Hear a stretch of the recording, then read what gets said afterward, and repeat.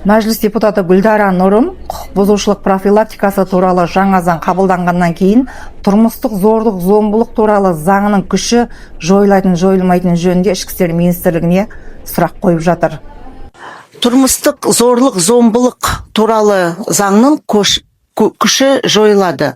Бұл ретте тұрмыстық зорлық зомбылықтың алдын алу мәселелері бойынша мемлекеттік органдарды үйлестіру үкіметке жүктелген. Осы заң жобасымен бұл функция мәдениет және ақпарат министрлігіне беріледі. Осыған байланысты бірнеше сұрақтар туындайды. Бірінші, мәдениет және ақпарат министрлігі тұрмыстық зорлық зомбылықтың алдын алу мәселелері бойынша мемлекеттік органдарды үйлестіруді қалай қамтамасыз ете алады? Екінші сұрақ, бұл функция ішкі істер министрлігіне емес, мәдениет министрлігіне берілгені қаншалықты негізделген? Рахмет. Менімше бұл заң біздің елге мүлде қажет емес. Кейбір пысықайлар бұл заңды теріс пиғылда қолданып жүр.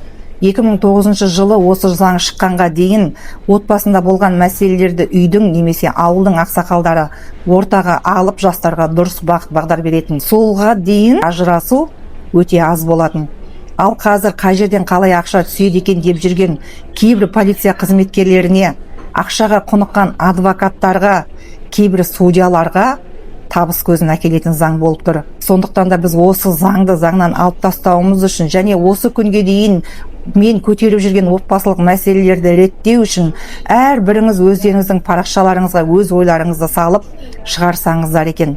Тым болмаса осы видеоны қолдап астына өздеріңіздің пікірлеріңізді жазып отырыңыздар. Көбісін жазып жатырсыздар, алиментті алып тастау жайлы заң шықты ма деп. Жалғыздың шаңы шықпас деген, оны жақсы білесіздер.